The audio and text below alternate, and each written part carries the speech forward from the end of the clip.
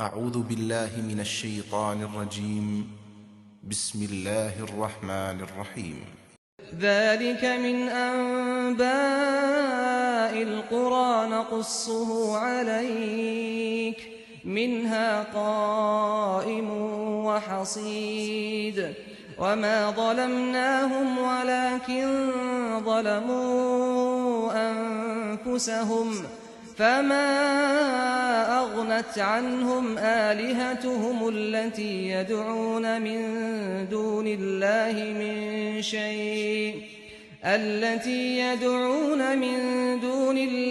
من شيء لما جاء أمر ربك وما زادوهم غير تتبيب وكذلك أخذ ربك إذا أخذ القرى وهي ظالمة إن أخذه أليم شديد إن في ذلك لآية لمن خاف عذاب الآخرة ذلك يوم مجموع له الناس وذلك يوم مشهود وما نؤخره إلا لأجل معدود يوم يأتي لا تكلم نفس إلا بإذنه فمنهم شقي وسعيد فأما الذين شقوا ففي النار لهم فيها زفير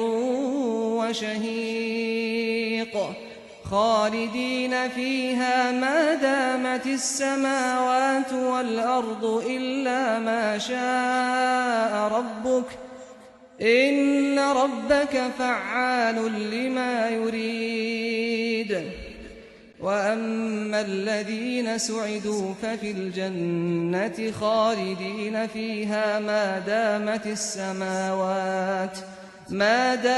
السماوات والأرض إلا ما شاء ربك عطاء غير مجدود فلا تك في مرية مما يعبد هؤلاء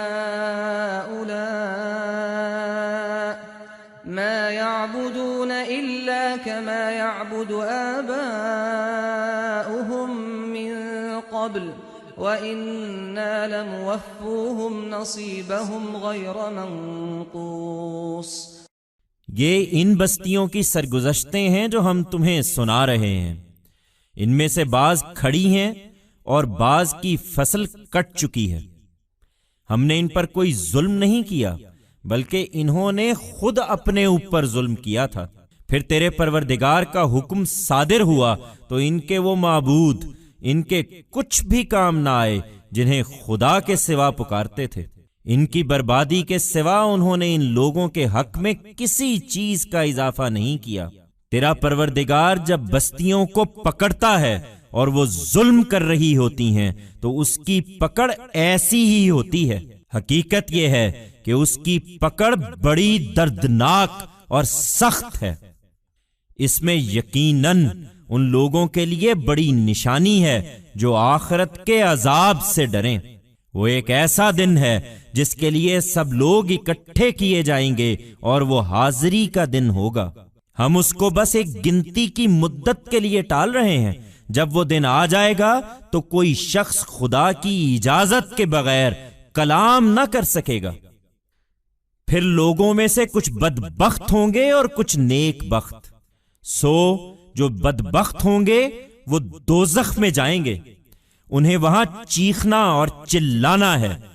وہ اسی میں پڑے رہیں گے جب تک اس عالم کے زمین و آسمان قائم ہیں، الا یہ کہ تیرا پروردگار کچھ اور چاہے۔ اس میں شک نہیں کہ تیرا پروردگار جو چاہے کر گزرنے والا ہے۔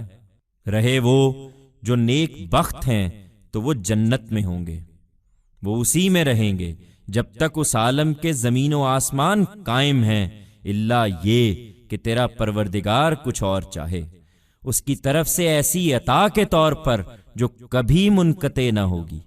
سو اے پیغمبر، تم ان چیزوں کے معاملے میں کسی تردد میں نہ پڑو جنہیں یہ پوجتے ہیں، یہ اسی طرح پوج رہے ہیں جس طرح ان سے پہلے ان کے باپ دادا پوجتے رہے۔ ہمارا فیصلہ ہے کہ ان کا حصہ ہم بھی بغیر کسی کمی کے انہیں پورا پورا ادا کر دیں گے۔ These are the accounts of the settlements we are narrating to you. Some of them are standing and the produce of some has been reaped. We were not unjust to them. In fact, they had been unjust to themselves. Then when the directive of your Lord was issued, their deities whom they invoked besides God were of no benefit to them. They only increased them in ruin.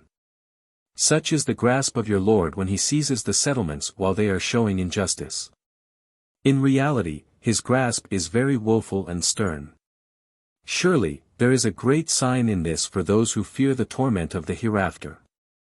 It is a day for which all people shall be gathered and it shall be a day of presence. We are only deferring it for a short while.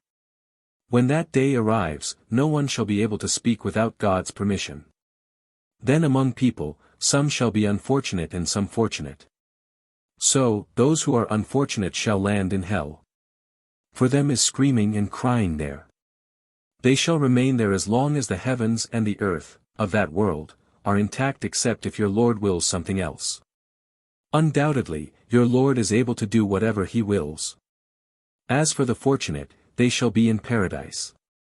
They shall abide in it as long as the heavens and the earth, of that world, are intact except if your Lord wills something else, as a grant from him that shall never cease. So, O Prophet, do not be in any doubt about what they worship. They are worshipping the way their forefathers before them worshipped. It is our decision that we too shall give them their share in full without any reduction.